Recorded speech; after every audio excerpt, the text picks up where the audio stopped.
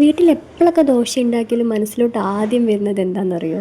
പണ്ട് നമ്മൾ വീട്ടിലൊക്കെ ഇങ്ങനെ ദോശ ഉണ്ടാക്കിക്കൊണ്ടിരുന്നേ മണ്ണിൻ്റെ ഒരു ദോശപ്പാത്രമായിരിക്കും. അടുപ്പ് കത്തിച്ചിട്ട് ആ ദോശപ്പാത്രം അതിലോട്ട് വെച്ചിട്ട് വാഴൻ്റെ ഒരു തണ്ട് മുറിക്കും. എന്നിട്ട് എണ്ണയും മുക്കിയിട്ട് ആ ദോശക്കല്ലിൽ അങ്ങ് തേച്ചിട്ട് അതിൽ നല്ലൊരു കട്ടിയുടെ മാവ് ഒഴിക്കും.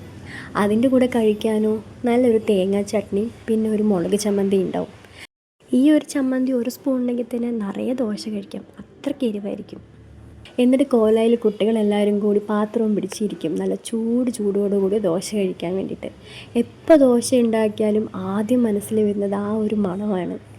പിന്നീട് അതൊക്കെ മാറി ഇരുമ്പിൻ്റെ ദോശക്കല്ലായി, അതിനുശേഷം ഇപ്പോൾ നോൺ സ്റ്റിക്ക് പാത്രങ്ങളായി. നോൺ സ്റ്റിക്കിലാവട്ടെ പല പല വെറൈറ്റികൾ. വട്ടത്തിലുള്ള കുഞ്ഞ് ദോശക്കല്ല്, അതിനേക്കാൾ വലുതായിട്ട് റോസ്റ്റാക്കി ഉണ്ടാക്കാൻ പറ്റിയ വേറെ ദോശക്കല്ല്, പിന്നെ ആവട്ടെ ചതുരത്തിലുള്ള നമ്മുടെ തട്ടുകടയിൽ കാണുന്ന പോലത്തെ ദോശക്കല്ല്. അതിലാണെങ്കിൽ ഒരു സമയം 4-5 ദോശ വരെ ചുട്ടെടുക്കാം. എന്താല്ലേ?